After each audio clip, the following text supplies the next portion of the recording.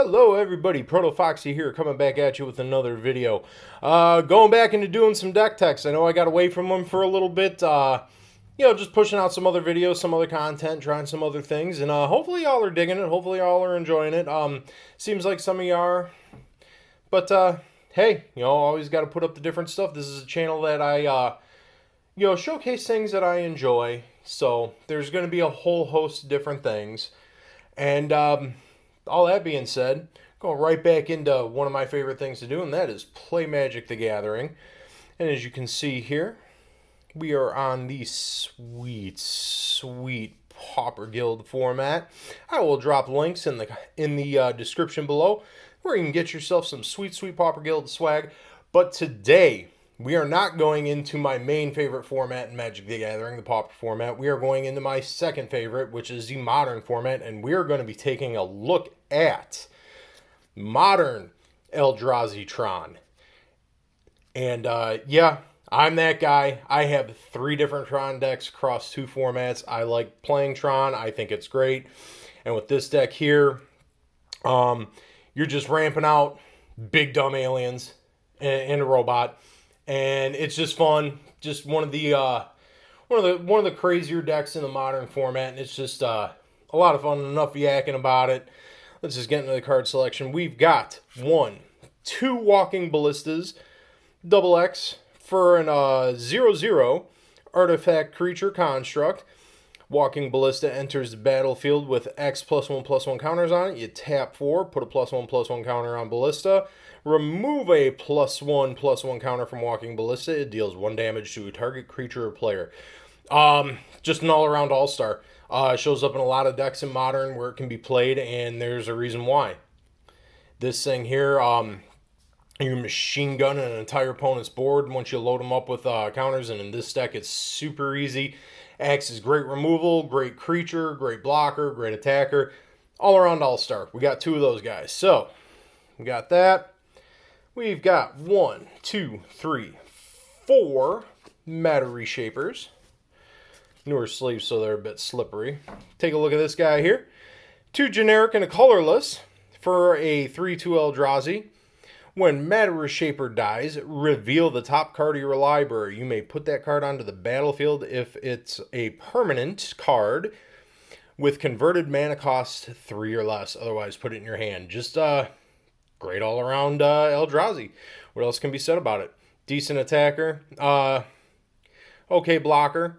But its dice trigger is what really makes this just another great, great card. Then we go back here. 1, 2, 3, 4 Thought-Knot Seers. 3 generic and a colorless. For an 4/4 Eldrazi. Thought-Knot Seer enters the battlefield. Target opponent reveals his or her hand. Choose a non-land card from it and exile that card. As Thought-Knot Seer leaves the battlefield, target opponent draws a card. So this here, again, another great Eldrazi. Not much can be said about it. Just a great attacker, great blocker. Enters the battlefield ability is amazing because basically you're getting a discard-like effect in there, exiling the card, not discarding it to the graveyard. And then, unlike most creatures that have this ability, they actually don't get that card back. They do get to draw a card, so they'll get a card back. It replaces it, but not the card that you made them discard. Just another all-around all-star. And we come into 1, 2, 3, 4 Reality Smashers. 4 generic and a colorless for a 5/5 Eldrazi with trample and haste. Whenever it becomes the target of a spell or ability an opponent controls, counter that spell unless its controller discards a card. Yeah, always nice to get 2-for-1s when you're targeting the old Reality Smasher here. Great attacker, great blocker. What else can be said? I mean, this card here in the games that I played with it really proved to be a hassle for my opponent. It was just fun to see him try to work around this card. Probably one of my favorites in the deck, actually. I was really shocked with Reality Smasher and how good it is. So we come over here. Excuse me. We've got 1, 2 Emrakul, the Aeon's Torn. 15 generic for a 15/15 legendary Eldrazi. It can't be countered. When you cast Emrakul, take an extra turn after this one. Flying, protection from colored spells, Annihilator 6. When Emrakul is put into the graveyard from anywhere, its owner shuffles his or her graveyard into her library. The card text says it all. This card is just bonkers. It's ridiculous. Obviously, being that we're playing Tron, you're going to be able to cast this card. Yeah, this is one of my top-end finishers in the deck, and rightfully so. A lot of people have different top-end finishers in these decks. You'll see different Eldrazi, mostly, Ulamog, I believe. Sometimes you'll see Kozilek, but I went with the OG Emrakul. I really like this card. Obviously, it's just a powerhouse, and basically once it sticks on the field as a top-end finisher, that's game over. Alright, so that's the creature package. And get these out of the way here now. Trying something a little different with my deck text here, so we're going to move these all over. So all the creatures. Now we are going to go into the other spells. We'll call them other spells. 1, 2, 3. We have 3 Karn Liberated, 7 generic for a Planeswalker with 6 loyalty.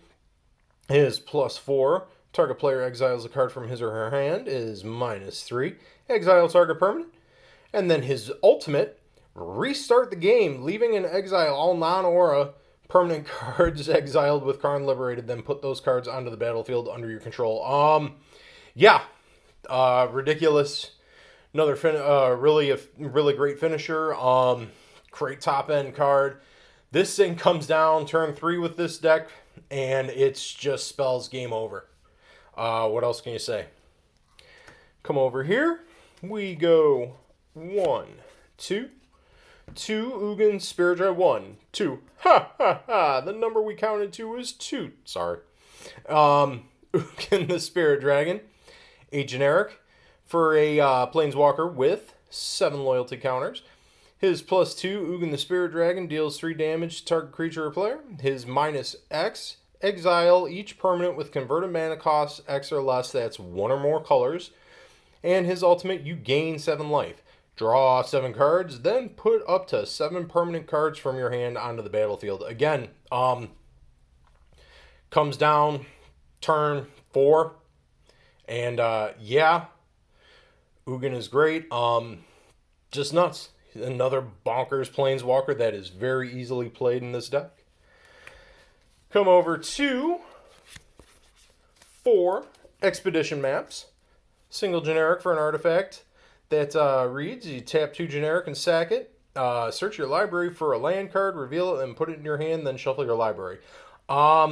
Just great mana ramp. Probably one of the best mana ramp spells in the game. And so good, in fact, that they banned it out of Pauper. So when I originally used this in my Pauper Tron decks, when I got banned, took it out, went ahead and got it into Modern. Just a really great card. And it's common. Anybody who wants to talk smack about the Pauper format, you got cards like that at the common rarity. We've got 3 Chalice of the Voids. Double X. Chalice of the Void enters the battlefield with X charge counters on it. Whenever a player casts a spell with converted mana costs equal to the number of charge counters on Chalice of the Void, counter that spell. What else can be said? Just great, countering from an artifact. And it's, when you play it, you pump it up when you go to play it. So obviously it can deal with just a lot of different spells in the format. Just great. Another all-around all-star in the deck. Come over to 3 Chromatic Stars, and you see I got 1 in foil on the top here. Single generic for an artifact that reads 1 generic and sack it. Or tap, then sack, my bad. Add 1 mana of any color. When Chromatic Star is put into the graveyard from the battlefield, draw a card. Great mana rock. Great card draw. What else can be said? Excellent card. And then we've got 4 Ancient Stirrings. Yes, I'm actually running, splashing a little bit of green in here for Ancient Stirrings and some stuff out of the sideboard. This is a sorcery for 1 green that reads, look at the top 5 cards of your library. You may reveal a colorless card from among them and put it in your hand. Put the rest into the bottom of your library in any order. Great card selection. Again, another all-star. Actually, this is the the Magic 25, the M25, or I forget what they called it, the 25th anniversary Masters set or whatever. This is printed in uncommon, but it's actually originally a common. So again, more Pauper goodness in the modern format. Just excellent card. Excellent card. Great card selection here. Great card selection and great digging is what I should say, because that's what you're doing there. We've got a single All Is Dust, 7 generic for a tribal Eldrazi sorcery that reads, each player sacrifices all colored permanents he or she controls. Excellent board wipe. What else can be said? And the fact that this can come down turn 3 if need be, you're getting blown out by an aggro deck right away. This comes down, and that's a hard game reset there. And I will say this: I don't normally go into sideboard stuff in these videos, but there is a second copy in the sideboard just because it's just that good. So that is the other spells part of the deck, the other spells package here. Just great stuff that's easily played in this deck. And yeah, there we go with that. We're going to go ahead and go into the mana base. Single Cavern of Souls. As it enters the battlefield, choose a creature type, add 1 generic to your mana pool, add 1 mana of any color to your mana pool, spend this mana to cast a creature spell of the chosen type and that spell can't be countered. I read goodly, do I? Yes, do. Yep. All around all-star. There's a reason why this card is like $70, $80. Excellent. We've got a single Eldrazi Temple, and I know other builds of the deck run multiples, and I'm actually working on getting at least 1 more. Playing with 1 in the deck worked out pretty well in testing and all of that. But I do want another one just for consistency, at least 1 more. May go with 2. Add 1 generic to your mana pool, add 2 generic to your mana pool, spend this mana only to cast colorless Eldrazi spells or activate ability of colorless Eldrazi. No brainer in an Eldrazi deck, wouldn't you say? We've got 2 Sanctum of Ugins. Add 1 generic. When you cast a colorless spell with converted mana cost 7 or greater, you may sacrifice Sanctum of Ugin. If you do, search your library for a colorless creature card, reveal it, and put it into your hand. Shuffle your library. Again, just great utility land here.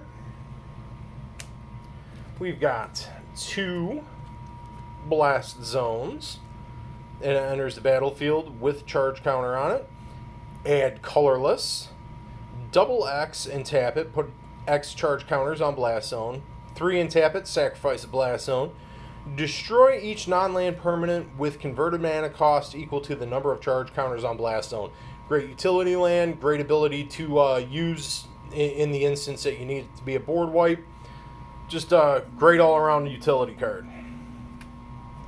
We've got 3 generic wastes. Or not generic, basic wastes. My bad. I'm saying generic so much here because that's what this deck is creating. And this is actually just basic wastes.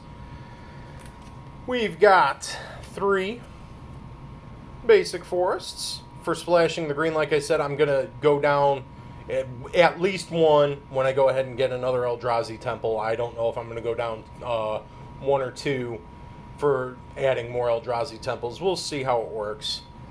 And then we go into the namesake of the deck. We all know why these cards are here. We've got 4 Urza's Mine.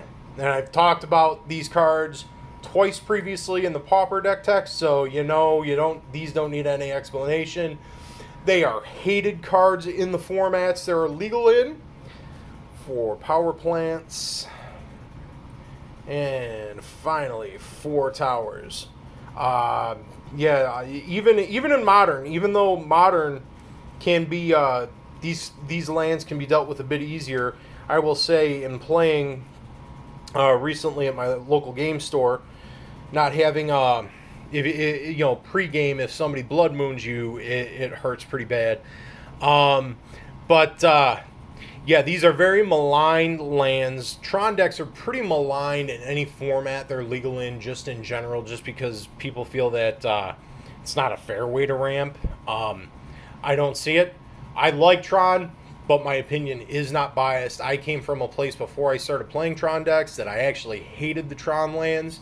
Did I think they needed to be banned? No, they're just a pain in the ass to deal with. Modern definitely does have more tools to deal with the lands, you know, Blood Moon, Damping Sphere, and all of that. But they're iconic. They're part of the game. They're here to stay. And the decks are good. What can you say? I mean, obviously, playing an Emrakul outside of Commander or Limited, and I don't even know if it's even legal in Commander, if I recall right. I'm not sure. But you know, in any real situation, it's just those are unplayable cards. These lands make these cards playable. It's just what it does. I mean, it's a great deck. You know, it's a great deck. Eldrazi Tron and Modern is, but it's not unbeatable. It's definitely powerful. Like I mentioned, any land hate strategy is gonna, you know, wreck your day, and you have to sideboard accordingly. But yeah, that's it. That's the deck. What'd y'all think? Something you like? Something you don't like? Something you want to see these 3 lands right here just not be here and go away? Leave the comments that you have in the comment section down below. I love interacting with you guys. All that being said, wash your hands, wear your masks, be kind to your fellow human being, and I will see you in the next video.